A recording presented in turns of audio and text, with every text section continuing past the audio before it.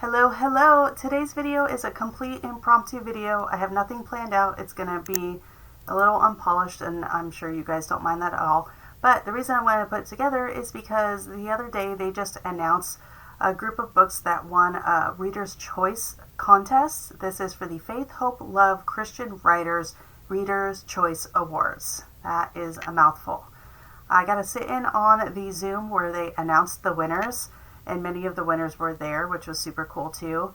But I wanted to share these with you because whether your summer reading is going great or maybe not so great, these are books that have already been kind of vetted by readers like yourself. Now, I haven't personally read any of these yet. A couple of them I have gone and purchased since the announcement of the award, and I thought I'd share them with you in case anything on here appeals to your heart as well. So I'm just going to let you know, like impromptu video, I'm going to be reading from my other screen, so I won't be looking at the camera a whole lot. I hope you don't mind. You're probably listening to me in the background anyway, so that's fine. But, okay, let's get started. And I do have a book that I want to share at the end, one that I am reading, haven't finished, but I do want to recommend for you because I do think that this book is wonderful and everyone needs to read, not everyone, but everyone needs to read it. On to the contest winners. For the category of long contemporary, we have Two Hearts, One Piano. This is by Catherine Richmond. And I'll read a little bit of the synopsis here. It says, 10 years ago, rock star Alan Wolfe stole Marin's innocence. Now, years after Alan's death, his brother Neil appears on her doorstep, searching for the baby he believes to be his niece. Marin's fiercely protective instincts kick in. She must shield her daughter from the wolves and their fame. Neil introduces himself to her daughter, forcing Marin to tell her daughter about the circumstances of her conception. The girl looks more like Alan than any of his other children, and her gift for music is too much of a coincidence. Her parentage won't stay a secret much longer. So again, that was the long contemporary. For the short contemporary category, we have the Grump's Bodyguard by Letitia Sexton. I know a lot of people really love her books. This one has been on my Kindle waiting, I think since it was published. Maybe not that long. It looks like it came out of April of 2025. But it is on my Kindle Unlimited borrowed books. Let's see, we have, if there's one thing the Marines have taught me, it's that you don't quit until you've completed your mission or die trying. And by the way, Clover Mason keeps shooting fire at me from those violet-colored eyes of hers. It may just be the latter, but like me or not, her Hollywood producer father hired me to protect her, and I will risk my life before letting any harm come to the grumpy recluse. So it is a closed-door reverse Grumpy Sunshine novel. It is book 3 in a series that has multiple authors, so I doubt you have to read them in order. So if you see book 3 on there, don't let that deter you. So that's the short contemporary. Now on to long historical. This should surprise nobody, but it's a Connelly cassette book. It is Splendor of the Land. Gavriel, a soldier in the elite company of Jonathan, son of King Saul, dreams of forging his destiny through crafting weapons with his own hands. Despite earning his place among Israel's finest, he is haunted by a dark past that no distraction can dispel. When his reckless behavior crosses a line, Jonathan gives him one last mission to prove his worth. Help persuade a distant Kenite tribe to sever their ties with the Amalekites. Zahava, we'll go Zahava, a gifted goldsmith hidden behind her father's legacy, lives in the shadows due to her physical affliction. Her unmatched and unrecognized talent is a closely guarded secret within her family. Disheartened by a future that seems unattainable, she resigns herself to a life of obscurity. However, when Gavriel arrives in her village, they've tangled together in ways neither could have imagined. Once they navigate unforeseen dangers and enemy threats, Gavriel must confront his past and either bend a knee to the one true king or lose the woman he loves forever. There you go. Let's see. The winner of the short historical is A Dangerous Heart. This is written by Wendy Gallinetti. We also have Lacey Williams there on the cover. I do believe she is either an editor or a consultant, or I'm not really sure. I think what they do is someone like Lacey Williams, who's just incredible at what she does, is she kind of takes other authors under her wing and helps them, I guess, write books, gain readership. That it's people who write similar to Lacey, and she wants to help them in their careers. So I believe that's what this book is, but I could totally be wrong. The synopsis here, it says, former U.S. Marshal Isaac McGraw wants nothing more than to forget his past and live in isolation on the family ranch, but his meddling family has cooked up other plans that include matching Isaac with a mail-order bride who has 2 young boys in tow. There's something about Claire Ferguson that bothers Isaac more than the haunted look in her eyes and the way she's constantly glancing over her shoulder. Against his will and better judgment, he finds himself drawn to Claire and her cheery disposition. When Claire's secret past and relationship to an infamous outlaw is revealed, Isaac must break free from the chains of his past to keep his new family safe. Okay, this is one of those that's on my TBR, as well as the next one. This one won the novella category, and it's called Bible and a 44 by Robin Lee Hatcher. I absolutely love Robin and her books. We have Jesse Graham returns to Kings Meadow, a changed man, determined to atone for the mistake of his wild youth. He longs to rebuild his relationship with his widowed mother and make amends to those he wronged, especially Willa Foster, the pastor's granddaughter, who once loved him despite his wicked ways. Willow has spent years trying to forget Jesse, guarding her heart against the pain he caused, but his return stirs emotions.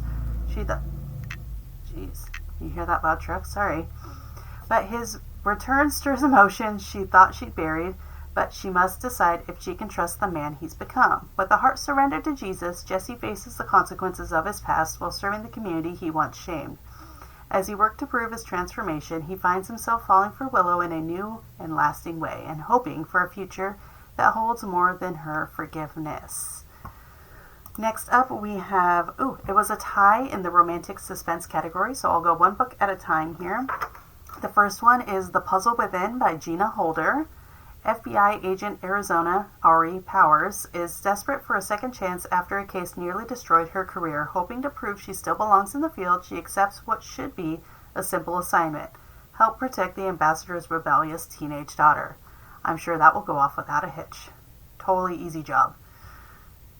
But simple isn't in Ari's vocabulary. Nick Trueheart, a former escape artist turned diplomatic security service analyst, has his own demons. Can I just say what a fun job title that is? Diplomatic security service analyst. I like saying that. Since his wife's murder, he's devoted his life to uncovering the truth behind her death. Babysitting a volatile FBI agent and a spoiled diplomat's daughter is the last thing he needs. Then the girl vanishes. There's a little bit more in the synopsis there, but I'm going to leave it at that. I think that's enough to let you know if it's interesting to you or not. And then the other book that was tied for first place in the romantic suspense category is called The Final Word. It is by Laura Thomas. When aspiring author Sophie Brooks chooses to trade a vibrant Paris life for the tranquility of a quaint English village, she imagines her final days in the City of Lights will be magical. Sophie doesn't anticipate a chilling encounter with an old flame, nor does she plan to find a new love on her very last night. Miles Morgan's life has been defined as a successful opera singer until now. We're getting some unique jobs here. Some normal ones, some ones you see a lot like aspiring author, but opera singer, tell me another book where that is the main character's profession. That's cool. Anyway, his chance encounter with Sophie and parents ignites renewed hope if he can figure out his next chapter, and if she can accept what his future may hold. In the heart of the English countryside, Sophie and Miles' fairy tale romance turns into a noxious nightmare as the darkness of Sophie's past and her volatile ex catch up with her. Both Sophie and Miles must surrender everything to the one they thought had betrayed them as they lean into love and fight for their lives. Alright, moving on, we have women's fiction. This one is called From the Valley We Rise. It's by Elizabeth Musser. In the heart of war-torn France, Isabelle's resolve is tested after her father sacrifices his life to protect her involvement in the French resistance. Heartbroken, Isabelle becomes more dedicated to hiding Jewish children in and near the village of Sisteron despite the growing danger when she discovers a traitor within the resistance ranks. As the shadow of betrayal looms, Isabel's world collides with that of U.S. Army chaplain Peter Christensen, who carries emotional scars from his first position in Kentucky and his service in North Africa. Together they face the brutal reality of the war as the second D-Day, the Allied invasion of Provence, unfolds. And then it's actually a triple point of view here. So we also have a 15-year-old René Amblard narrowly escapes a devastating German attack that claims the lives of his mother and their fellow fighters. With a Jewish orphan girl at his side, René seeks out his cousin Isabel for refuge while he contemplates revenge. When the bombs of Operation Dragoon begin to fall, this unlikely group of heroes must find freedom in their souls before they can rebuild what has been destroyed. Next up, we have the sweet romance category, and again, an author that should surprise nobody, but this is a Denise Hunter book, and it is the second story Bookshop. Let's see. Shelby Thatcher adores working in the charming small-town bookshop her grandmother opened years ago. Since high school, she's helped Graham turn the shop into a community hub for book lovers in the lakeside town of Granville, North Carolina. When her beloved grandma passes away, Shelby inherits the bookstore. But to her shock, Graham leaves half ownership to Gray Briggs, the man who broke Shelby's heart years ago. Granville residents have been vilifying Gray as long as he can remember. After graduating high school, he couldn't skip town fast enough, even though it meant leaving the girl he'd fallen deeply in love with and alienating her family once and for all. Now he's back, the beneficiary of his elderly friend's will. Facing the town's animosity is difficult, but seeing Shelby again is sheer torture. No one could ever stir his heart the way she did. As the adversaries are forced to work together, Graham's beyond the grave scheme is working. Shelby's old feelings for Gray begin to resurface, but the problems that destroyed their relationship before still remain, and a new one surfaces, one that threatens Graham's beloved bookshop. Is their love doomed to fail again, or will they find a way to make it work this time around? That definitely sounds like a Denise Hunter book. If you've read anything by her, you would probably agree. Alright, and last and not least, for the awards, we have Speculative Fiction. This book is called Awakened. It's by Rosanna M. White. Where sea and land meet, two worlds clash in a fury of wind and waves. Arden Blue has always known that her stepsister Jade was destined for great things. In a world where beauty follows magic, she has no doubt that their upcoming awakening ceremony will reveal that gorgeous Jade is far more than a mere mortal. But when Jade is kidnapped by a mysterious sect of Myrrh on the eve of the newly returned King's Ball, Arden will do anything to save her sister. Even face down the man she's always dreaded meeting because of the power he holds over her family, the man to whom her father swore loyalty long before she was born, the Sea King. So, fun fact about this, Rosanna actually writes historicals, generally, but she is now writing these fantasy books. I think she called them her vacation books, meaning they're the books she writes in between her deadlines for her historical novels that she's been writing.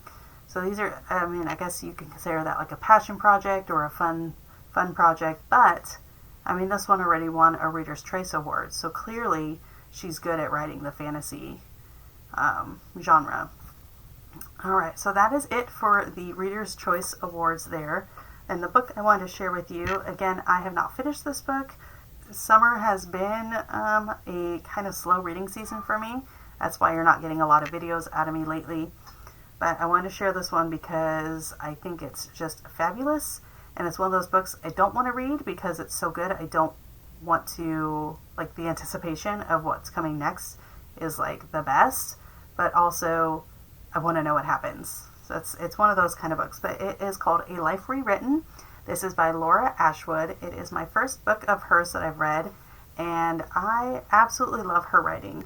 So this book, I'll keep it kind of brief. The premise is that there's a woman. She lives in New York with her husband. He travels a bunch for work.